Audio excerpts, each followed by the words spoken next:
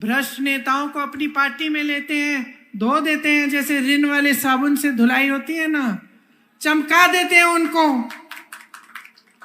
काले धंधे सारे साफ हो जाते हैं, सफेद हो जाते हैं। कोई गंगा मैया तो है नहीं बीजेपी कि उसमें डुबकी मारो और आप के पाप धुल जाएंगे, है ना। वॉशिंग पाउडर लगाते हैं, सब साफ हो जाते हैं। विपक्ष पर हमला हो रहा है। एक तरफ विपक्ष को कहा जा रहा है भ्रष्ट हैं, भ्रष्ट हैं, भ्रष्ट हैं। मोदी जी तो शायद इकलौते नेता होंगे जो देश में मंच पे खड़े होके कहते हैं कि मैं ही एक ईमानदार हूं जो सारी दुनिया से लड़ रहा है, भ्रष्टाचार से लड़ रहा है। बहुत ईमानदार हैं, बहुत ईमानदार हैं।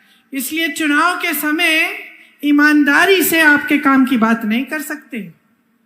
ईमानदारी से आपको ये नहीं बता सकते कितनी नौकरियां दी, कितने रोजगार दिए, कितनी पाठशालाएं खोली, कितनी यूनिवर्सिटी बनाई, कितने अस्पताल बनाए। ईमानदारी से नहीं कह सकते। ईमानदारी से ये नहीं कह सकते कि जो अधिकारी हैं, जो सेना में भर्ती हैं, उनके भविष्य के साथ क्या किया, पेंशन खत्म कर दिया, और जो सेना में भर्ती हैं उनको 4-5 साल की अग्निवीर का प्रोग्राम दे दिया ताकि 4 साल बाद घर आए और फिर से बेरोजगार हो जाएं। ईमानदारी से ये बात नहीं कह सकते आपके सामने। सच्चाई आपसे कभी नहीं कह सकते। ये कहते हैं कि सबसे ईमानदार है, लेकिन सबसे बड़ी भ्रष्टाचार की स्कीम नरेंद्र मोदी जी इस देश में लाए। सुन लीजिए क्या थी वो स्कीम, कि जो भी चंदा देगा राजनीतिक दल को, जो भी चंदा देगा उसका नाम गुप्त रहेगा। इसका मतलब है जनता को नहीं पता चलना चाहिए कि अडानी ने कितने हजार करोड़ दिए हैं या किसी और ने कितने हजार करोड़ दिए हैं। जब सुप्रीम कोर्ट में केस लगा और न्यायाधीशों ने ये कहा कि ये पारदर्शी होना चाहिए, तब अचानक मोदी जी, अमित शाह जी सब इंटरव्यू देने लग गए कि भाई हमने बड़ी पारदर्शी स्कीम बनाई, देख लो पहली बार पूरे देश में लिस्ट निकल आई है। अरे आपने थोड़ी निकाली लिस्ट, ये तो कोर्ट के ऑर्डर पे आपसे निकलवाई गई है लिस्ट। आपने तो इसको गुप्त रखा था। और सुनिए क्या गुप्त रखा था। गुप्त ये रखा था कि हजारों करोड़ रुपए इन्होंने अपने बड़े बड़े खरबपति दोस्तों से लिए तो हैं, लेकिन ऐसी कंपनियों से लिया है जिन पे पहले इन्होंने छापा मारा,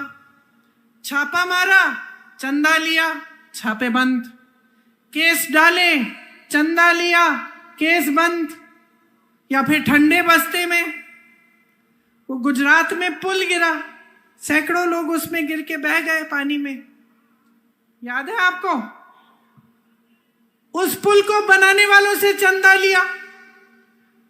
वैक्सीन लगी थी आपको कोविड के समय, लगी, टीका लगा था, सबको लगा। वो याद है आपको, यूं टीके की सर्टिफिकेट मिलती थी, किसका चेहरा था उस पे? और जोर से बोलो, था ना, मोदी जी का चेहरा। आज जरा देखो, सर्टिफिकेट बनवाने की कोशिश करो, चेहरा नहीं होगा। अब फोटो नहीं छप रही है मोदी जी की। क्यों? क्योंकि उस टीके को बनाने वाली कंपनी से इन्होंने चंदा लिया। और आज बाहर क्या आया है, बड़ी मेडिकल रिपोर्ट बाहर आई है कि काफी लोग उस टीके को, जब वो टीका लगा तो उसमें से 1-2% लोग ऐसे हैं जो गिर के मर गए। किसी को पता नहीं चला कि क्यों गिर के मर रहे हैं। कोई मंच पे खड़ा भाषण दे रहा है, फिर कोई खेती में काम कर रहा है। कई ऐसे लोग शहरों में जिम कर रहे थे, नौजवान, अच्छी सेहत के, 30-40 साल की उम्र, गिर के मर गए। पहले समझ में नहीं आ रहा था कि क्या है। आज उस कंपनी ने कह दिया कि हाँ ऐसा है कि कुछ 1-2% लोगों को ऐसा हो सकता है। तो आप सोचिए, इन सब से चंदा लिया, बाकायदा चंदा गुप्त लेने की स्कीम बना दी, और अपने आप को ईमानदार कहते हैं। भ्रष्ट नेताओं को अपनी पार्टी में लेते हैं, धो देते हैं जैसे रिन वाले साबुन से धुलाई होती है ना, चमका देते हैं उनको।